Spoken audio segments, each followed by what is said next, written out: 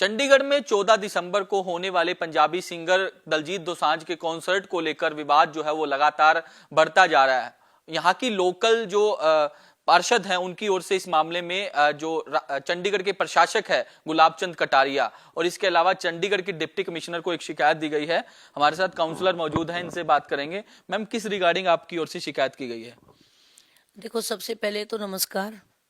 और मैंने यहाँ पर डीसी, जैसे कि कल परसों है, डीसी साहब की जो स्टेटमेंट आई थी अखबार में कि मेरे पास रिटर्न में कोई शिकायत नहीं आई है, तो फिर मैंने सबसे पहले गवर्नर साहब को, डीसी साहब को और हमारे कॉरपोरेशन के जो है कमिश्नर साहब हैं उनको रिटर्न में कंप्लेंट दी है कि जो सेक्टर 34 है सेंटर पॉइंट पे है, सेंटर पॉइंट पे, और वहां पर सामने फर्नीचर मार्केट है, 2 पेट्रोल पंप है, 15 से 20 हजार बच्चा है जो सेंटर में पढ़ने के लिए आता है। 34 सेक्टर में चंडीगढ़ में सबसे ज्यादा सेंटर है ए और बी में, और शोरूम वगैरह भी है। तो अगर दलजीत जी आते हैं तो आप सोचो 30,000 लोग, तो ये खुद कह रहे हैं वहां पर पार्किंग की कोई भी ऐसी फैसिलिटी नहीं है कि जिससे 30,000 लोगों की गाड़ी वगैरह खड़ी हो। उसके 30,000 तो कहने का है, मुझे तो लग रहा है वहां पर 60,000 पब्लिक आएगी, क्योंकि पीछे अभी करण औजला जी का प्रोग्राम हुआ था तो उस टाइम इतनी दिक्कत जो पब्लिक ने चंडीगढ़ ने सहन की है उसको देखते हुए हमें मजबूरन ये लेटर लिखने पड़े हैं। क्योंकि मेरे 34 सेक्टर में जितने भी सीनियर सिटीजन है, साउंड सिस्टम इतनी तेज बजता है और वहां पर पब्लिक को कम से कम 2-2 घंटे की लाइटों पे वेट करनी पड़ती है कि 2-2 घंटे में गाड़ियां निकलती हैं। वहां पर इतनी जगह नहीं है, तो एडमिन ने जो ग्राउंड बुकिंग की है 30,000 रुपए की बुकिंग है, और बाहर से कोई भी कोलकाता, बॉम्बे, कहीं की भी कोई भी कंपनी आती है वहां आके ग्राउंड को 30,000 रुपए में बुकिंग कर लेती है। और जिसकी दिक्कत पूरा चंडीगढ़ झेलता है, चाहे वो पेट्रोल पंप वाले हो, चाहे मेरे सामने फर्नीचर मार्केट हो, या जितने भी स्टूडेंट स्टडी के लिए आते हैं, या चंडीगढ़ की जनता है। कम से कम ठीक है 100 करो, अच्छी बात है, 10 बंदों को रोजी रोटी मिलती है, या फिर जैसे वहां पर कर्मचारी वगैरह काम वगैरह करते हैं।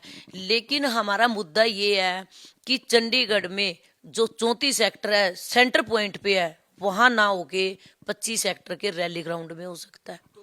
आपने शिकायत में एक हवाला दिया कि यहाँ जिस तरीके से खुलेआम नशा जो है वो करवाया जाता है, वहाँ दारू परोसी जाती है, जो कि नॉर्म जो होते हैं, नियम होते हैं, उसमें भी कहीं मेंशन नहीं किया कि आप खुले में दारू परोस सकते हैं। तो अभी तक चंडीगढ़ प्रशासन की ओर से जो परमिशन नहीं दी गई, फिलहाल एनओसी जो है वो फायर की मिली है। तो आप किस तरीके से इसको आगे इसको रद्द करने की मांग करेंगे? क्योंकि अभी कह रहे हैं कि अगर डिप्टी कमिश्नर कह रहे हैं कि परमिशन अगर वो मांगते हैं या फिर एनओसी क्लियर होके आती है तो हम दे देंगे। देखो, पहली बात तो अभी तक कोई भी साइन नहीं हुई है, कॉरपोरेशन की तरफ से कोई भी ऐसा लेटर साइन नहीं हुआ है। और जब उन्होंने परमिशन ली है, क्या होता है क्या नहीं होता वो तो बाद की बात देखी जाएगी। लेकिन मेरा यही कहना है कि ऐसे ग्राउंडों में कोई भी ऐसा फंक्शन ना किया जाए जिससे 30,000 से 40,000 पब्लिक आए। चंडीगढ़ का कसूर क्या है? सिर्फ यही कसूर है कि 34 सेक्टर में खाली ग्राउंड पड़ा एडमिन का। और कॉरपोरेशन को क्या प्रॉफिट हो रहा है? क्या कॉरपोरेशन को टैक्स दे रही है एडमिन? या फिर जो हमारी पार्किंग है कॉरपोरेशन की, क्या कॉरपोरेशन की पार्किंग का 3-3.5 लाख रुपए लॉस हो रहा है हमें एक दिन का? रास्ते बंद कर दिए जाते हैं, बच्चियां तंग होती हैं सेंटर में जाने के लिए।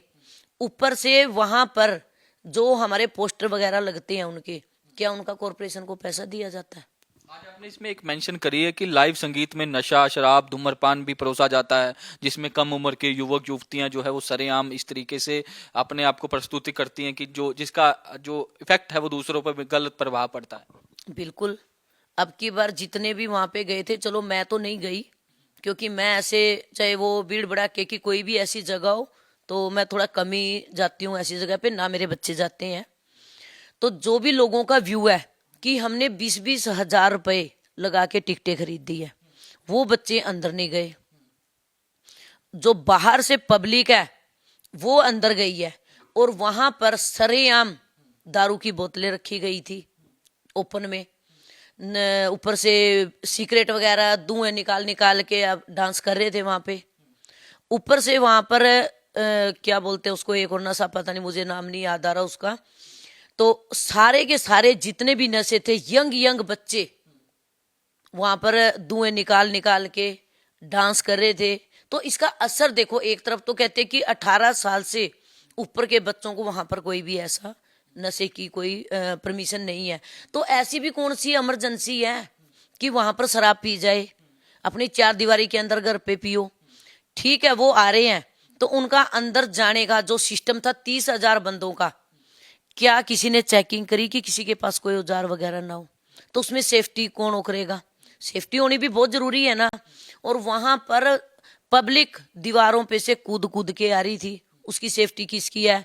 पेट्रोल पंप के ऊपर चढ़े हुए थे, पेट्रोल पंप की गाड़ियों के ऊपर चढ़े हुए थे, पेड़ों के ऊपर चढ़े हुए थे। तो ये चीजों को देखते हुए मेरे को प्रशासन से यही है कि हाथ जोड़ के कि सेक्टर 34 में ये प्रोग्राम कैंसिल किया जाए, और नहीं तो यहाँ पे उस दिन कोई भी हादसा हो सकता है। आपको पता है कि पीछे भी आपने देखा होगा क्लब वगैरह में विस्फोट हुआ था।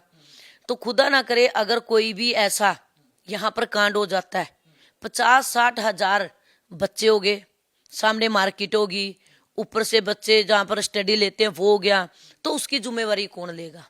शुक्रिया हमसे बातचीत करने के लिए। तो महिला काउंसलर प्रेम लता है, जिनका साफ तौर पर कहना है कि 14 तारीख का जो दलजीत दोसांझ का कॉन्सर्ट होने जा रहा है उस पर प्रतिबंध जो है वो लगाया जाए। इसको लेकर इनकी ओर से चंडीगढ़ के जो प्रशासक है गुलाब चंद कटारिया, इसके अलावा डिप्टी कमिश्नर को एक पत्र जो है वो लिखा गया है। साफ तौर पर कहा गया है कि सरेआम इस कॉन्सर्ट के अंदर जो है वो नशा परोसा जाता है। जिस तरीके से इन्होंने जिक्र किया कि पिछले दिनों जब पंजाबी सिंगर करण औजला का कॉन्सर्ट हुआ था उस दौरान भी जो है वो सरेआम नशा परोसा गया था। जो युवा 18 साल से कम थे वो भी जिस तरीके से खुलेआम नशा कर रहे थे, इस पर प्रतिबंध लगाने की मांग जो है महिला काउंसलर की ओर से की गई है।